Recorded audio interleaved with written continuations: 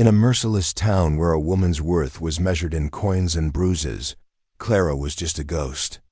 She was beaten daily for being too sick to work, her cough sounding the death knell for her very spirit. To the world, she was a castaway, a life unworthy of saving.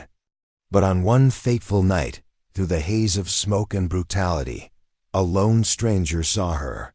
He didn't see damaged goods, he saw a life worth cherishing. This is not just the story of a rescue, but of how a single act of mercy can redeem two lost souls. The wind howled outside the saloon, whining through the cracks in the rotten timber walls, like a soul begging to be let in. Inside, the air was thick with the stench of cheap whiskey, sweat, and desperation. Drunken laughter mixed with the clumsy tune of a piano, the clinking of glasses, and the harsh stomp of boots on warped floorboards. It was another bitter night in Dead Rock, Montana. In a hidden corner of the dilapidated brothel, a man slammed his fist on the table, rising unsteadily. "Where is that girl?" he snarled. "My money's been on the table for an hour." A woman with a smile like a crack in her thick makeup approached, her charm forced. "Just be patient, sugar. She'll be right out. Late again," the man snapped. "Always. An excuse, sick, tired, dizzy. Hell, might as well call the preacher for her last rites." Behind the stained velvet curtain, Clara stood, one hand pressed to her chest, trying to still the cough that threatened to tear through her. She had spit blood into a rag only minutes before, and her fingers still trembled from it. Her thin shift clung to her skin, damp with sweat despite the cold seeping up from the floorboards. Her stomach churned. "You get out there now, or I'll drag you by the hair," hissed Geneva, the madam. Her voice was like grinding gravel, her eyes as cold as coins. "You think men pay to watch you cough? You're lucky I let you stay at all." "I can't tonight, ma'am," Clara whispered. "I need ... A slap cracked, slicing through the room. Clara staggered, grabbing the edge of the vanity to keep from falling.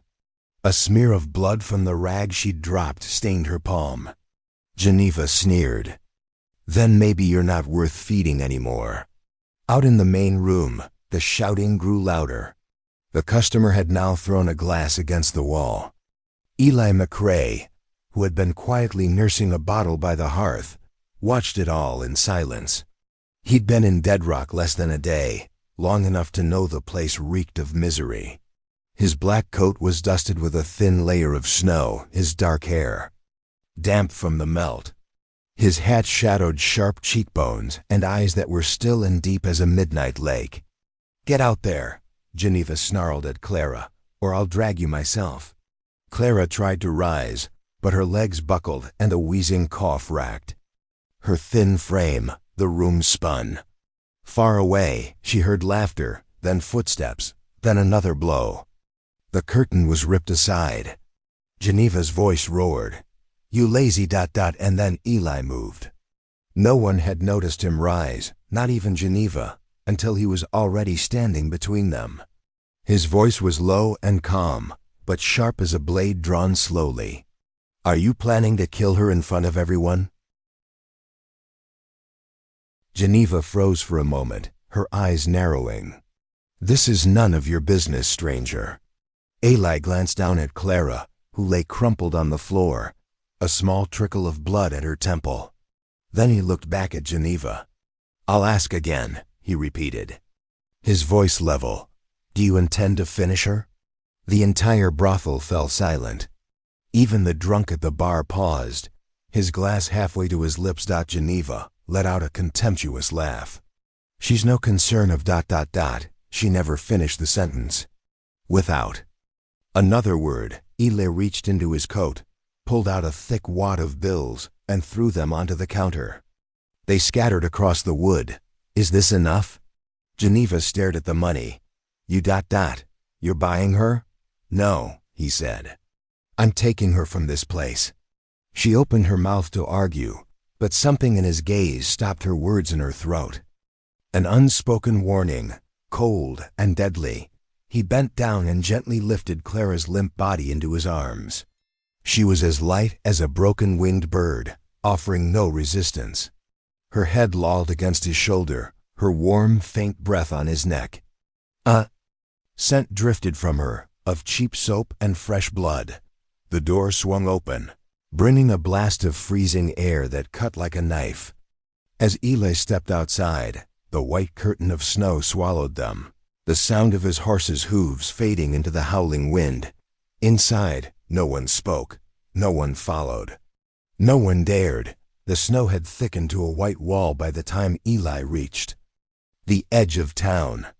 The wind shrieked through the pines like a mountain dirge, whipping at his coat and stinging his cheeks. He pulled the rough blanket tighter around Clara, her small body wrapped in old horse wool. He had laid her across the saddle, her head resting against his chest. She stirred only once, as he urged the horse onward. "Please, don't take me back." Her voice was a broken, trembling thing. "Not back there, ... You're not going back," he answered, unsure if she even heard him. The mare trudged onward, hooves crunching on the ice beneath the snow. The trail up the ridge was narrow and treacherous, twisting between pines heavy with frost. One of his hands held the reins steady. The other braced the woman whose life now rested in his care. He had seen too many ruined souls like this.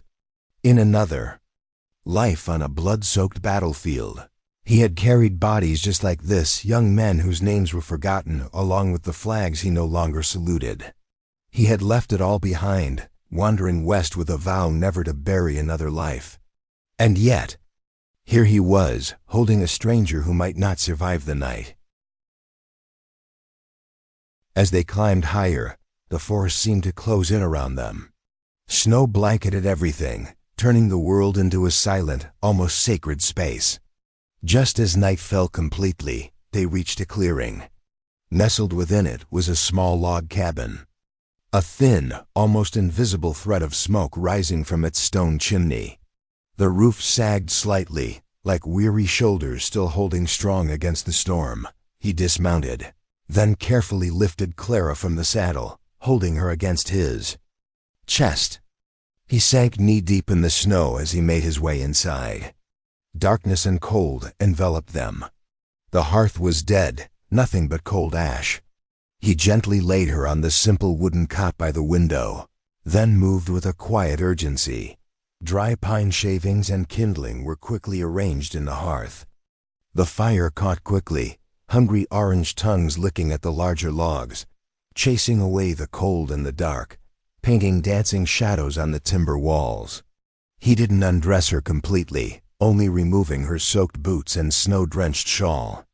Before wrapping her in layer after layer of blankets, he added a larger log to the fire, then moved to the kitchen corner. From an old tin box, he pulled a bundle of dried leaves, a remedy for chills his mother had sworn by. Soon, the sharp scent of pine and sage filled the small room. When the tea was ready, he knelt beside her, sliding one hand under her neck to lift her head. "Drink," he murmured, holding the warm cup to her chapped lips. Her eyes fluttered open for a moment, hazy and glazed with fever, but she managed a small sip before drifting back into unconsciousness. He sat there, in the silence of the cabin, with only the crackling of the fire for company. He watched as the faintest touch of color slowly returned to her pale cheeks, as the pained lines on her face began to soften. He listened to the wind rage outside and thought about forgiveness, about the path to redemption, and about the man he had become. She knew nothing of his past, nothing of the ghosts he carried. She only knew that in her most desperate moment, a hand had reached out, and for tonight, that was enough. Clara awoke to the sound of crackling firewood and the smell of pine smoke. The ceiling above her was low and made of wood, unfamiliar. For a moment, she panicked. Where was she? A new prison? Her breath caught in her throat. "Easy," a low voice rumbled. She turned. The man sat by the fire, carving a small piece of wood. "You're safe. This is my home." She watched him warily. "What do you want?" "Nothing," he answered, his voice flat. "Just for you to rest. You can stay until you're strong enough to leave." The following days passed in an almost complete silence. Outside, the wind howled and the snow fell without end, turning the world to white. Inside, the fire never went out. Every morning, Clara woke to a bowl of hot soup waiting for her. He didn't ask questions. He didn't touch her. He was just a silent, steady presence. On the third day, she was able to sit up on her own. As she took her first weak steps across the room, she noticed something on the mantelpiece. A photograph in a pine frame of a beautiful woman standing beside a younger version of the man who had saved her. The woman in the picture was smiling. Radiant. The man was not. Clara gently touched the frame. "Your wife?" she asked softly. He was stirring a pot of soup and didn't look up. "She was the past." A short nod. And the conversation ended there. But that night, Clara realized that for the first time in years, she wasn't waiting for a door to burst open with fists or cruel demands.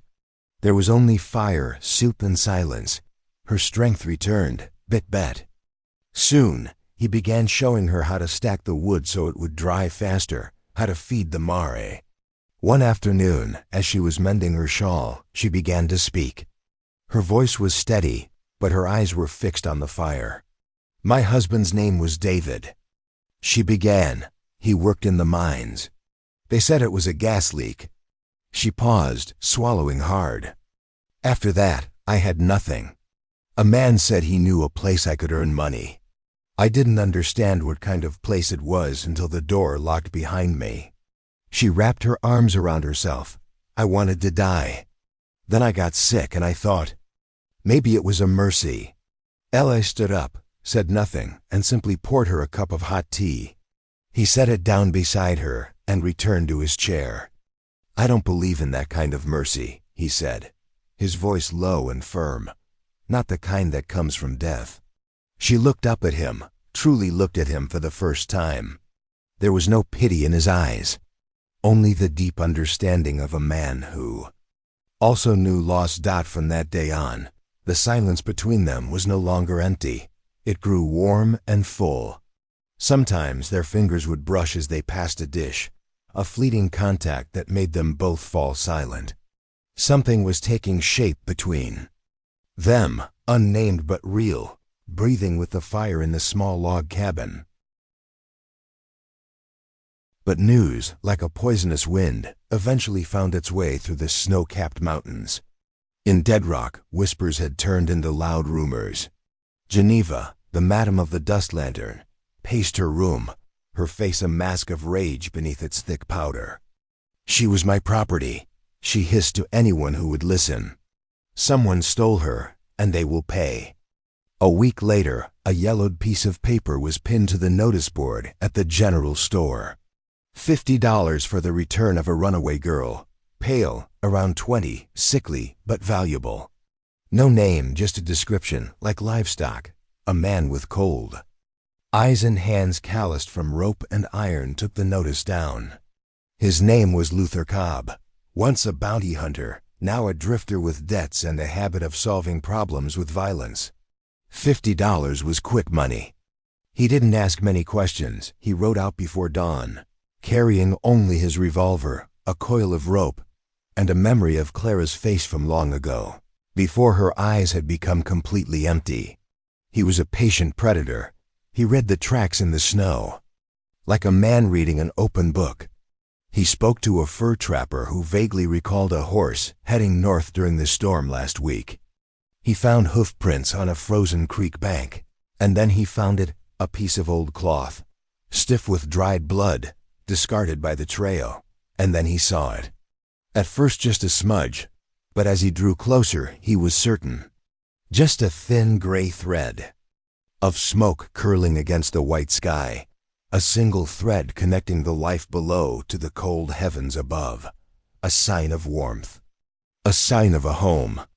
And the end of their escape. Luther Cobb reined in his horse among the trees, a cold, cruel smile. Spreading across his lips, he had found his prey. Eli was chopping wood, his movements practiced and disciplined. But then he stopped. The forest had suddenly gone quiet. No birds, no squirrels. Only a dead silence, the kind that, in another life, came before an ambush.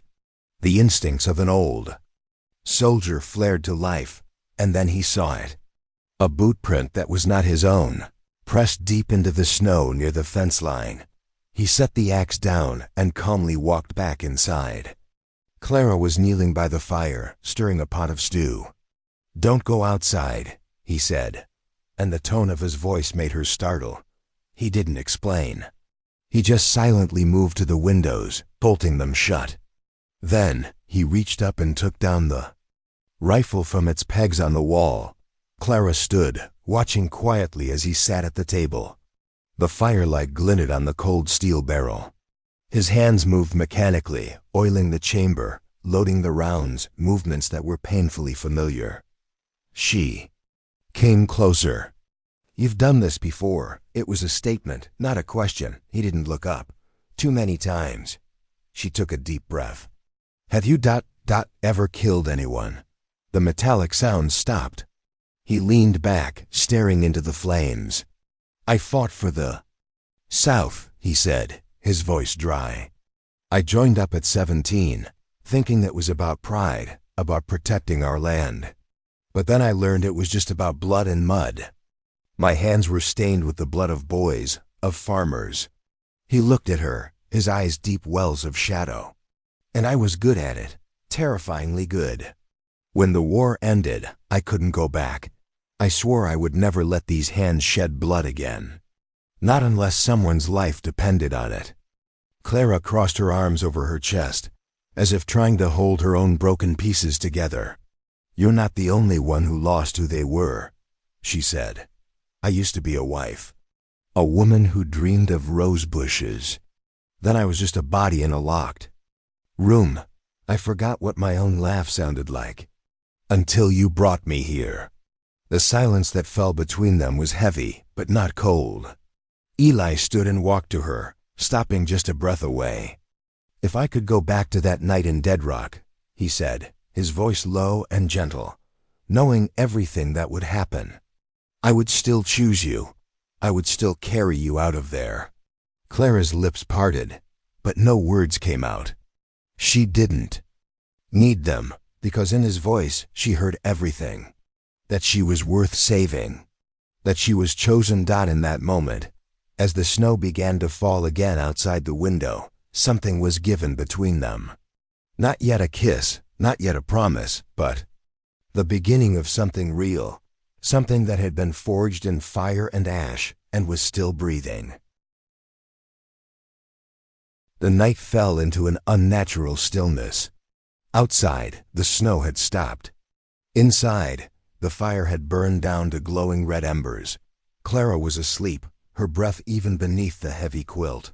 She never heard the faint creak of the door as it was slowly pushed open. Luther Cobb moved like a ghost. He slipped inside, his boots silent on the wooden floor. He found her easily. With a rough grip, he tore the quilt away and seized her wrist before she could scream. His other hand clamped over her mouth. "Quiet now, girl," he whispered venomously, dragging her from the bed. Clara struggled, but he was too strong. He bound her wrists with a coarse rope that bit into her skin. "You've caused a lot of trouble. They say you're worth $50, just for breathing." He was pulling her toward the door when it swung open. Eli stood there, snow on his shoulders, the rifle already raised. His eyes were like two burning coals in the dark, locked on the scene before him. Clara bound, blood on her lip, terror in her eyes. "Let her go." Eli's voice was sharp and steady as steel. Luther just chuckled. Well. "Didn't expect you back so soon." He pulled Clara in front of him as a shield. "You want her? Then pay the price. Otherwise, I take her back to Dead Rock, and you'll never see her again." Eli tightened his grip on the rifle. His hands began to tremble. The weight of the cold iron, the feeling of death. It all came rushing back, mud and blood. The screams. In the trees, the smell of gunpowder and burning flesh. His hands were not his own.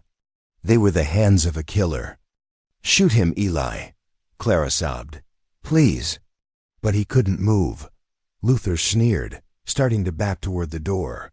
"You don't have it in you, Cowboy. I can see it. You've gone soft."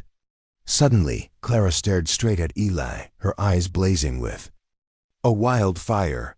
"That night, if you hadn't come, I would be dead. You saved me because you chose to, and now—" Her voice broke. Now it's my turn to choose. I choose you." Everything stood still. Eli let out a long breath. The rifle exploded, its roar tearing the silence of the cabin apart. Luther staggered backward, his eyes wide with shock. A dark red bloom blossomed on his chest. He sank to his knees, then fell face first onto the floor. With a dry thud, Clara collapsed, gasping, sobbing. Eli didn't move. The rifle fell from his hands. His knees buckled, and he sank to the floor, his entire body shaking uncontrollably. The cabin spun. The ghost screamed in his head.